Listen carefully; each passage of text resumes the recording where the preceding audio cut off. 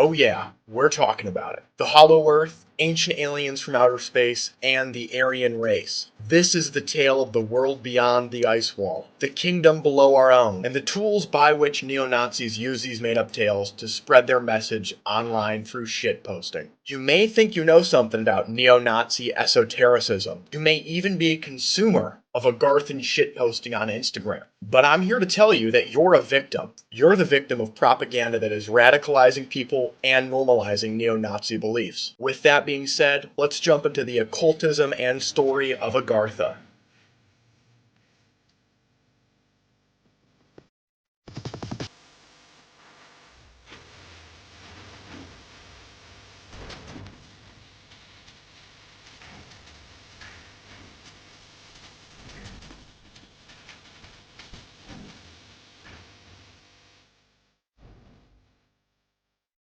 Agartha is the legendary kingdom located below Earth's crust. This hollow Earth has been a popular conspiracy theory for hundreds of years, but this Agartha has a more modern history. The earliest tale of the Middle Earth comes from Louis Jacquiot and his novel Les Fils de Dieu, published in 1873 and translates to God's Son. This is the first time that Agartha, originally titled Asgartha, was mentioned. According to Jacquiot, he had been given this story after reading 15,000-year-old Indian manuscripts. The original tale had nothing to do with the Hollow Earth. Instead, this novel details the rise and fall of India's former capital city, and in fact, the brunt of the novel was focused on Norse mythology. Even though this tale had nothing to do with the Hollow Earth, it spread like wildfire among the French at the time. Many different occultist writers found the tale to be memorable. This includes Alexandre Saint-Yves de Alandre, who claimed to have found Agartha. He believed and created the idea of synarchism, which broadly means joint rule, and beyond this definition it refers to a secret society of elites. Saint-Yves was working on his belief structure at the time, stating that a society of people who lived in different classes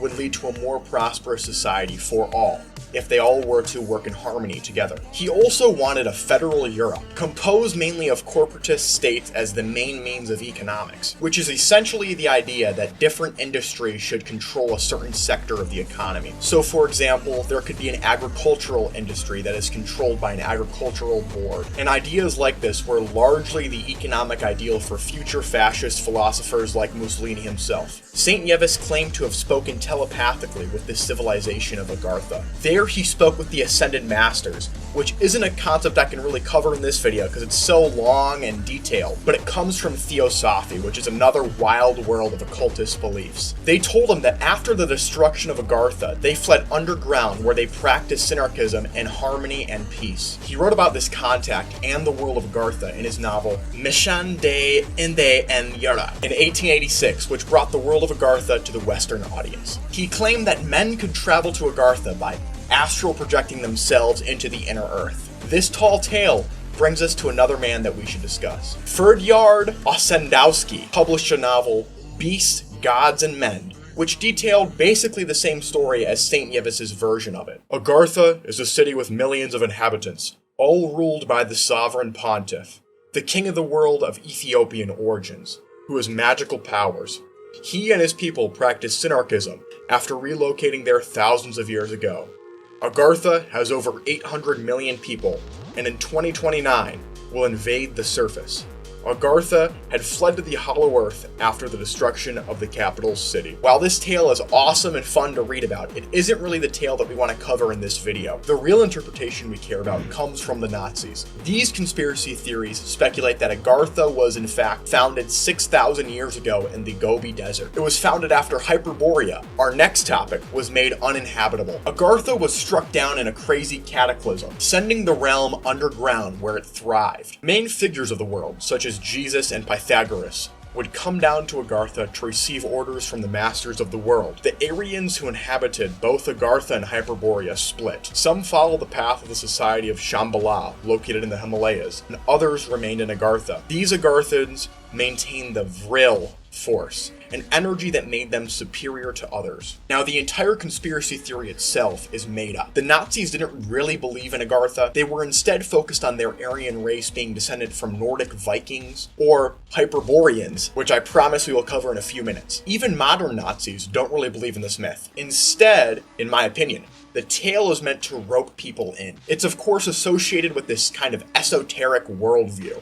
And this brings me to the primary point of the video. People online are primarily spreading the tale of Agartha as a joke. These edits often include Hyperborea, Agartha, Ashtar, or even Yakub, who I have a longer video on if you'd like to check it out in the card above. And they generally include subtle white supremacist ideas around Aryans, or include popular beverages like White Monster or raw milk. All of these edits on platforms like TikTok, Instagram, or YouTube Shorts are primarily jokes. And if you're watching the video and not just listening to it, you should be seeing a few of these edits on screen right now so you get the general idea. It's mainly people messing around online and making things that are based, which kind of means the opposite of biased. It's a shame that the word was co-opted from the rapper Lil B. But you know what else is based? Subscribing to Pelin on YouTube. Like the video, share it with your friends, turn on post notifications, and most importantly, subscribe. Join my Discord or follow my Instagram for more content like this. Thank you for watching.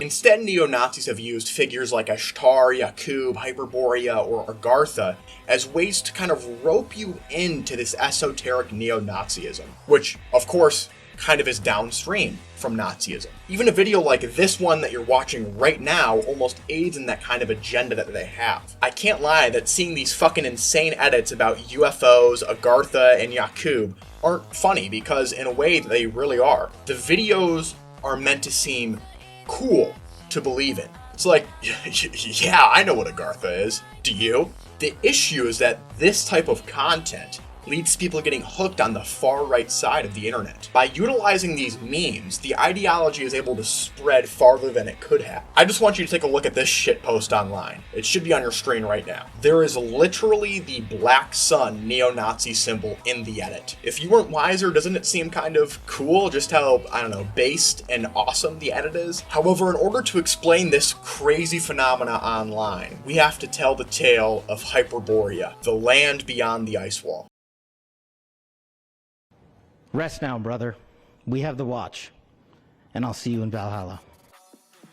Hyperborea is a concept from ancient Greek thought. It was a land inhabited by the Hyperboreans from the far north, near the Arctic and the North Pole. Many people believe that the original Hyperboreans were either the British or Scandinavians, according to the Greeks. The Nazis, of course, didn't really believe in themselves being British. Instead, they believed in themselves being Northern Vikings, more likely of Scandinavian origin. Esoteric neo-Nazism claims that their Aryan roots come from Hyperborean origin. These men were originally superhumans or ancient aliens who ruled the plane of Hyperborea. To them, it was a paradise. It was not a land of cold or ice. Instead, it was incredibly warm and tropical, making it a beautiful place to live. Although other Aryan thinkers believe that they descended from, like, Central Asia, this is also one of the primary theories at the time. However, due to external influences, these godmen were in decline. Prior to this outside involvement, they were gods. They lived in peace and harmony with the cosmos. However, they turned into regular men after being corrupted. It is also believed by esoteric neo-Nazis that all Aryans have this sort of collective unconscious that stems from this ancient Viking origin. To them, they have this innate internal wisdom that connects them to their Hyperborean origin. Carl Jung's idea of the collective unconscious can be expanded to the version of the Nazi collective unconscious. To him, he found that figures like Hitler were like collective mythological figures for the entire German world, whereas other figures like Mussolini were simply regular men. This likely helps explain why neo-Nazis are incredibly common today, but new, neo-Italian fascists don't really exist. This cosmic energy that esoteric neo-Nazis believe in is symbolized by the black sun, which, as I've already showed, is a common image among these edits. These esoteric edits lead people, especially young men, down dark paths. Some of these dark paths include stuff like Holocaust denial, as seen with the Cookie Monster question. This joke or meme is a dog whistle. Even Ben Shapiro was played into saying it on one of his college tours. And this analogy, of course, the ovens are concentration camps, and the cookies are Jews. While it's very clear to almost anybody who sees it that it's a dog whistle for neo-Nazi beliefs, to many others it can just be a joke about the Holocaust that they share around online because they find it funny. Let's take another look at a common shitpost online. And for those who don't know, shitposting is basically it's memeing with this layer of irony over it. It's where you kind of spread something that you don't really believe in, but sometimes you do kind of believe in it. And the one we're going to look at is the Save Europe shitpost. Typically a video in this genre, as I'm showing in the background, shows an article about either black on white violence, something about Jews running the world, or some other stuff about Hispanics. Following this, they usually include what I would like to dub the based statue, as you can see on your screen right now. And they also typically include stuff like "now you see" with "you" misspelled. Now, just by taking a look at these examples on screen, what is the primary message that someone derives by watching these videos? It's not really a joke. The joke comes from the base statue and the "now you see" part, but rather it's actually white nationalists pushing their agenda. These videos imply that they don't want Jews or people of color living among them, and they kind of use these other funny things to further that agenda. These memes, they spread because in many ways a lot of people find them very funny. They share them around to all their friends. It spreads really well, in fact. From the Agarthan edits to Hyperborean UFOs, shitposts, and stuff like that, neo-Nazi ideology has been able to ascend further than it ever has before. But this, of course, brings up a question. Can you healthily engage with this kind of stuff and not be radicalized by it? Well, of course you can. You could see 100 Agarthan reels or edits and click off and just chuckle to yourself and then not let it affect your beliefs at all. However, you kind of interacting with it leads to the beliefs becoming more popular. To prove this, I'd like to go back to the 2024 election. Do you remember when Donald Trump made a podcast appearance on every single one known to man? He went on Joe Rogan, Lex Friedman, Theo Von, even the frickin' Nelk boys. One could walk away from one of those videos and say, you know, Donald Trump, interesting stuff you have to say, but I'm not going to let the fact that you're on Joe Rogan's podcast affect who I'm going to vote for. But that, of course, is not the case for everyone. This is the main point of the video I'd like to drive home next time you interact with this type of content. Exposure itself is a means for creating belief structures. Although someone can not vote for Trump, when Joe Rogan makes an endorsement for Donald Trump, that tends to cause people to change their mind. The same principle can be applied to the neo-Nazi shitpost online. Although somebody can watch a video with all the shitpost type antics in it, like a swastika, the black sun, Hyperborea, or Agartha, it doesn't necessarily mean that they'll become a Nazi. Instead, it just increases the chance they believe in Nazi ideas. And this is because their exposure to the idea has increased. So it leads to them kind of laying this kind of credence to it. So what can you do? You could stop engaging with this type of content, but honestly, I don't really think that'll do much. Others are still going to engage with it, so the minimal effort that you put in to stop engaging with it doesn't really affect society as a whole. Instead, I think that you should engage with this content. If the shitpost in the video is clearly bullshit, leave a comment about why it's bullshit. If you find one of these types of videos funny, share it with your friends, and if they share you feedback, just have a good chuckle about it. But if you ever get a whiff that your friend believes in this type of stuff, you need to be ready to debate and debunk their beliefs about it. I also think that left-wingers should kind of steal or co-opt Nazi phrases and terms. Like, what if Aryan meant loser or something like that? You go up to somebody and you say, dude, you're such a fucking Aryan, which would effectively be the same as saying, dude, you're such a fucking loser. Words that Nazis use